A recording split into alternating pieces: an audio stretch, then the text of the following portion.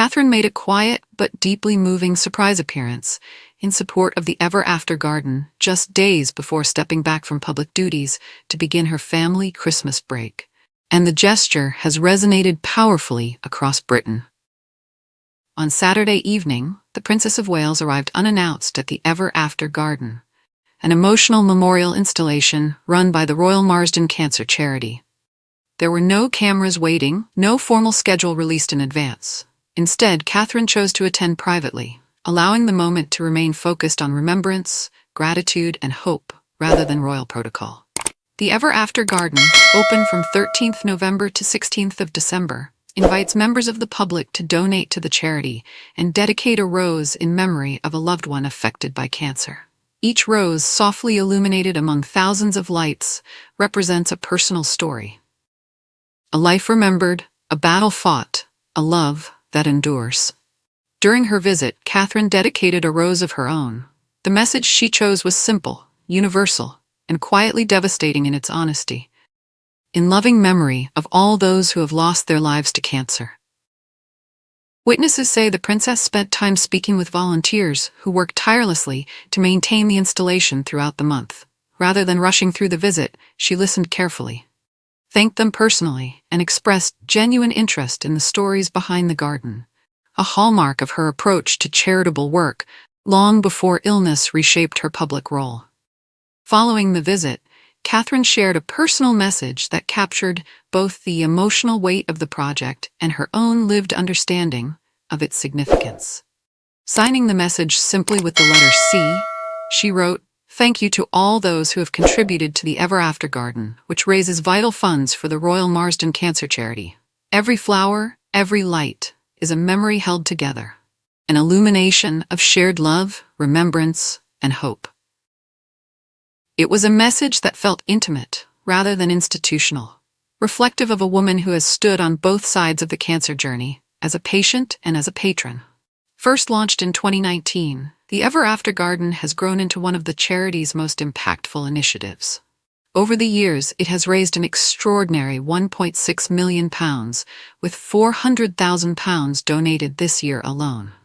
Around 400 volunteers help keep the installation running smoothly throughout the season, offering visitors a peaceful space for reflection amid the bustle of the festive period. For Catherine, the cause is not abstract. It is personal. In March 2024, after months away from the public eye, the Princess of Wales confirmed in a deeply personal video message that she had been diagnosed with cancer and had begun preventive chemotherapy. The announcement marked one of the most challenging moments in modern royal history, not because of drama, but because of its vulnerability. Throughout her treatment, Catherine maintained a highly restricted schedule, prioritizing her health and her young family. When she did reappear, it was with careful intention. She attended Wimbledon and Trooping the Colour, moments chosen for their symbolic continuity, before releasing a second video on the 9th of September 2024, confirming that she had completed chemotherapy. Then, on the 14th of January, Catherine quietly shared another milestone. She was in remission. The announcement came during a visit to the Royal Marsden Hospital, the very institution that had treated her. At the time, a Kensington Palace spokesman explained the meaning behind that return. The princess wanted to make the journey to both show her gratitude to the incredible team, but also highlight the world-leading care and treatment the Marsden provides.